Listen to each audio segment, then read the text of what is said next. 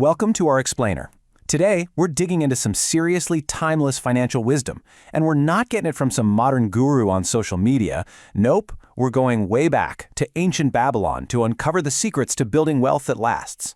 You know, it's a strange thing, isn't it? We've got investing apps on our phones, budgeting software, instant access to global markets, and yet for so many of us, that feeling of real financial security just feels out of reach. It's like we're always just reacting, never really getting ahead. So let's take a trip back to ancient Babylon. What's so amazing about this place is that it didn't get rich because it was sitting on a bunch of gold mines or anything. No, it was basically in the middle of a desert. It became wealthy through sheer ingenuity, incredible engineering, and, most importantly, financial discipline. They literally built their prosperity right out of the dust. Well, the king of Babylon noticed the problem. The kingdom as a whole was rich, but a lot of the individual citizens were broke. His solution wasn't some ancient stimulus package, it was education. He decided the best way to fix this was to teach everyone, from the bottom up, how wealth actually works. And the guy he picked for the job was Arkad. Arkad started out as just a humble scribe, but through his own hard work and wisdom, he became the richest man in the entire city.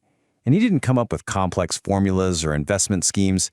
He taught 7 simple rules, which he called cures, designed to fix any empty wallet and build real, lasting wealth.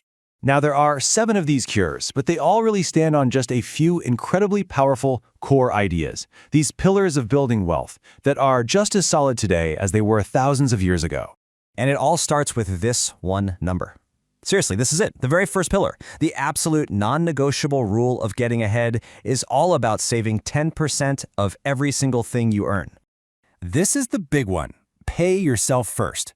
What this means is before you pay your rent, before you buy groceries, before a single coin leaves your hand for anything else, you take your slice. You secure your own future first. This isn't just a saving tip. It's a total mindset shift. You stop being just a consumer and start becoming an accumulator of capital. And the reason 10% is so genius is all about balance. It's small enough that you can probably adjust your lifestyle to fit it without feeling like you're totally deprived. But it's large enough that, over time, it builds real significant momentum. And the best part? Today, we don't even have to rely on willpower. We have the ultimate cheat code, automated transfers to our savings and 401ks. You just set it, and you're paying yourself first by default. Okay, but just hoarding cash isn't the whole game. The second pillar is all about putting that money to work. And Arkad had this fantastic metaphor for it. He said every coin you save is like a little worker, and the interest or dividends it earns, those are its children. To build real wealth, you got to put those children to work too. And that, right there, is the ancient world's description of compound growth. It's actually kind of wild how perfectly these old ideas map to our modern world. When Arkad talks about a golden stream, well, that's just passive income from investments. The children of the gold are your reinvested dividends, and that capital he says you should put to work as your slave, that's your principal investment, the engine that drives the whole machine. So once you've started saving and you've got your money working for you, the next priority is simple: play defense. This pillar is all about managing risk and protecting your principal, that original pot of money you started with, above everything else. And Arkad? Yeah, he learned this one the hard way.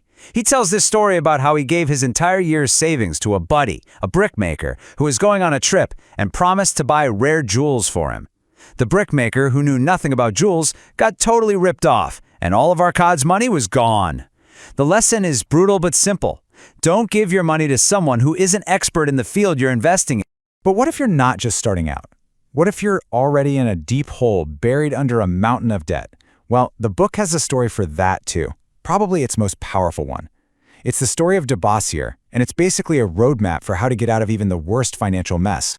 So, to dig himself out of debt and slavery, Dabasir created this super strict plan.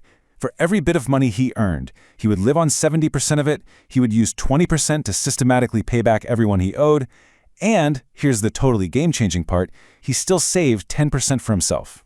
Now, that sounds totally backwards, right? Why would you save money when you're drowning in debt? But this is the key that unlocks the trap. That 10% you save, it builds a small but critical buffer.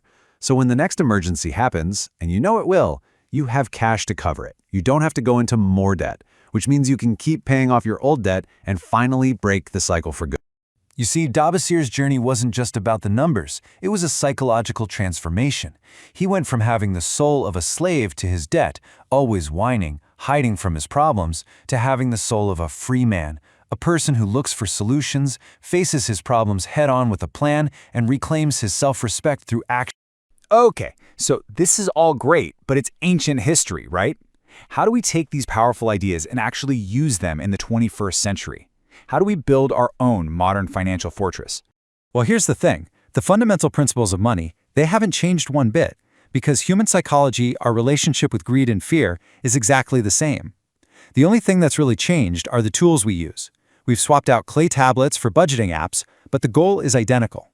So for us, paying yourself first is perfected with automated bank transfers.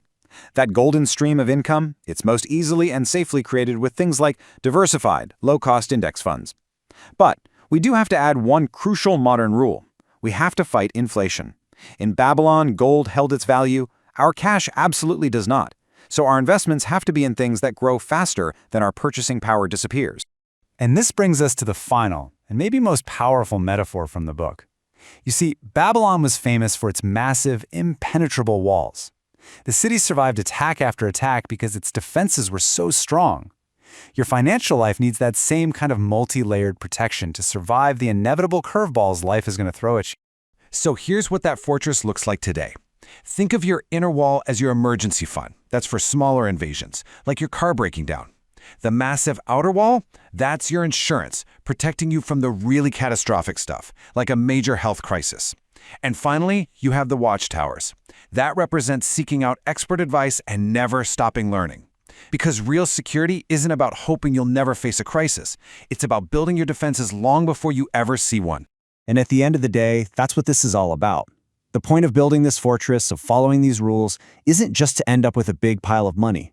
It's about achieving the peace of mind, that sense of calm and abundance that comes from knowing that you're prepared, you're in control, and you are secure. Now, these principles are simple, but that doesn't mean they're easy. They absolutely require action. So the real question to leave you with is this: what is the very first brick you're going to lay for your own financial fortress? Is it setting up that automated 10% transfer? Making that call to a financial advisor? Putting that first dollar into your emergency fund? What's it going to be, starting today?